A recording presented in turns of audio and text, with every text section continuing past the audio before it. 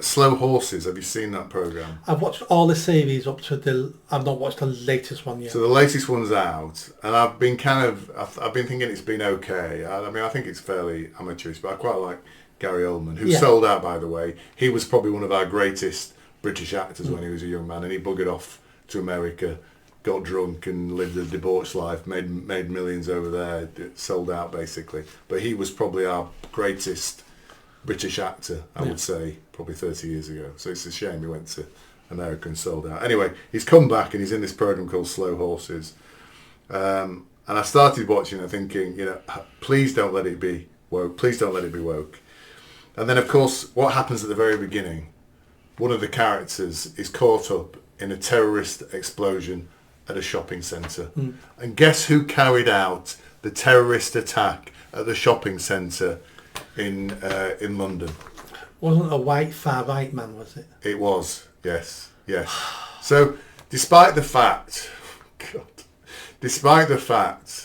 that 99% of terrorist attacks, explosions in this country and all other countries are carried out by Muslim extremists, it was a white bloke who did it, of course. And there was a YouTube. It was up on their YouTube immediately. Even when it's meant to be MI5 or MI6, this thing, they weren't working. They were saying, "Oh, who did this?" Nobody was saying, "Well, let's go through our normal list of Muslim terrorists here to see who might have done this." It was immediately, it's a white bloke, And then it turned out he was involved in MI5. So the whole thing was like, as soon as I saw that, I thought, for God's sake, can't they even be realistic in this situation about this? There's no way, is there, they could have possibly had an Asian person in that picture when they first flashed it up on the screen, is there? The amount of boxes they would have to tick at Apple, it's made by Apple, isn't it? This is made by Apple, yeah. The amount of boxes they would have to tick to present a script to them where the bad person in this series is going to be a brown Muslim living in the UK. They know that's not being produced, that story. So, and this is what happens in Hollywood in these things. You know what they don't like, so you don't give them what they don't like, even though you've got to change your script and change the story. Yeah. Give them what... You're a businessman, you know it yourself. You're trying to get a deal. Yeah. You'll give them what they want. Yeah. So if you're trying to sell your script and produce a TV series for Apple and make yourself a couple of million, give them what they want. But it's damaging everything, isn't it? Yeah. And it perpetuates this thing, isn't it? It's about white men bad, Britain bad, English people bad. It's the same story all the time. No wonder people are pissed off and have such a low opinion and are not proud of Britain anymore. Because it's unrelenting. And people don't see bravery or courage or English heroes. Yeah. So there's nothing to look up to. You're only hearing the negativity. And there's nothing to look up to at all anywhere in the country anymore. Yeah. Well, there is. It's just we're just never told about it. I'm sure. So you're it's right, like the London Bridge attacks. You told me that story. The guy who stopped the guy was he an Englishman or something, or an Irishman? I can't remember who it was. I think it was Polish or something. Who basically tackled a white guy who tackled it. But you don't hear anything about these characters, or briefly you hear something about them. The guy who stopped the Southport killer. He was a white working class guy. Do you remember his name? No. Yeah, do you see what I mean? It's kind of this guy'd say it, but we'll just shove him off to the side now. We don't want to hear about any kind of heroism from English people. And then kind of the other side of the coin on this one. There's a new film on Netflix called Rebel Ridge. I don't know if I've watched it. Yeah, so it kept flashing up on my Netflix, #1 film, whatever, and the picture was a black man. Surrounded by a bunch of white guys kind of staring at him. And I thought, I'm not watching this shit because I know what it's going to be about. It's going to be about a black guy who's wrongly oppressed because of his race and his colour by racist white men, blah, blah, blah, blah, blah, blah. And, and then there was I think there was a black woman on there, and she'll be she'll be a heroine at some point like that. So I refused to watch it. So then I refused to watch it, and then I was reading the various reviews, and people saying, "Oh, it's not bad." That I thought, "Oh God, I'll give it a go." And I watched it, and there wasn't any racism in it at all. Yeah. There was no racial references, and I felt quite ashamed because I thought, "This is what they've done to me now. They've indoctrinated me so much. They've pumped me so full of crap for so long." I'm now even suspicious of a program with a black person in because I think there's going to be a little shitty political message in there. And it was actually not too bad. And the black woman, who you think's going to be, looks like she's going to be the good guy. Yes. Turns out she's a bitch. She's a bitch. She's a bad.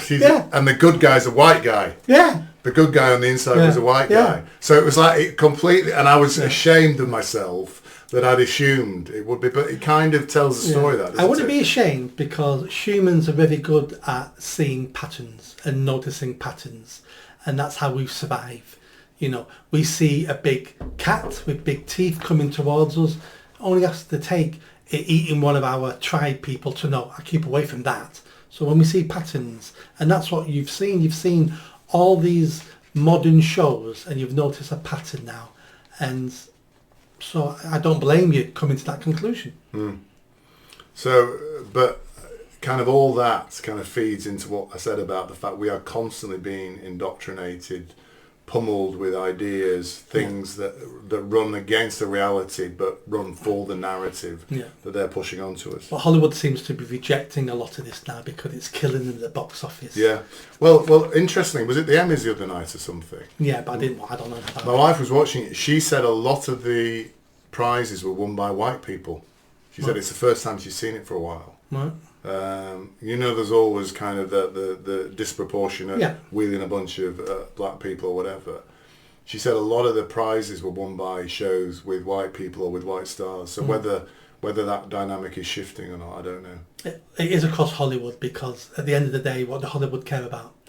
Their bottom line, money. So they've played with DEI. Yeah. It's not working. Now they're going back to whatever we think the public want. Because they're the ones who want it and either watch it or not watch it.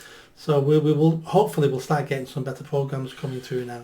I think interestingly, a definitive thing on that was the Tom Cruise film that came out. I don't know if it was this year or last year, where he's a pilot. I can't remember what it's called.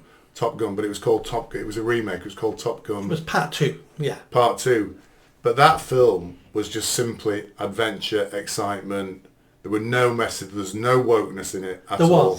There was 2 female pilots. Were there? So they picked the 10 top pilots, fighter pilots in the country. Oh yeah.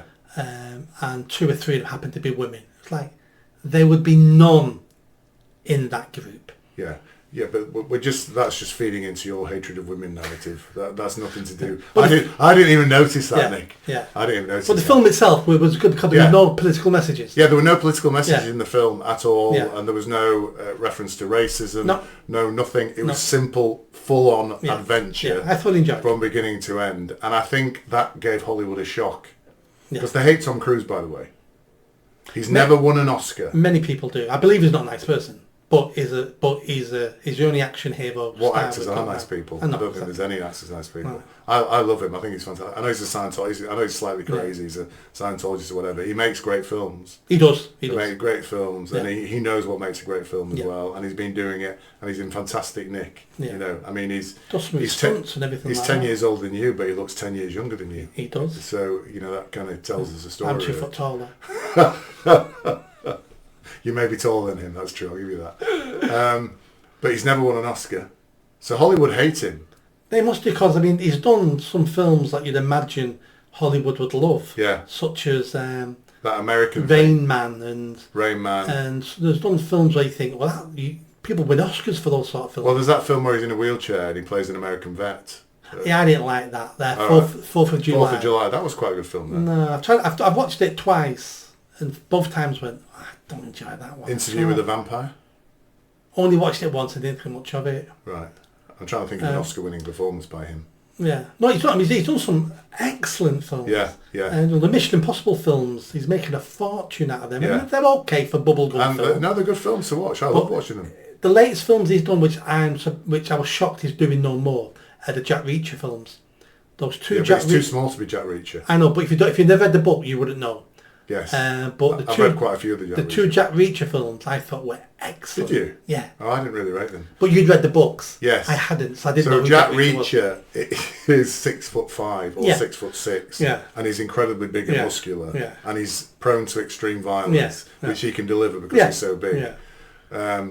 Whereas Tom Cruise isn't. Correct. Yeah. He's the exact opposite. Yeah. So I think a lot of people went to see that had read the books, Right. and Yeah. I think they just couldn't match mentally. I get that. But Yes. I'd never heard of Jack Even Reacher. with his heels on, he's only 5'7". So, Yeah. but yeah, that's interesting. I might watch them again then, given your recommendation. I thought those two films were excellent. Yeah, I thought. Did you enjoy that video? I think you did. Come on now, hit that bell, subscribe, comment. Let's build this channel. I need more followers. I need more subscribers. Be part of the journey. See you soon.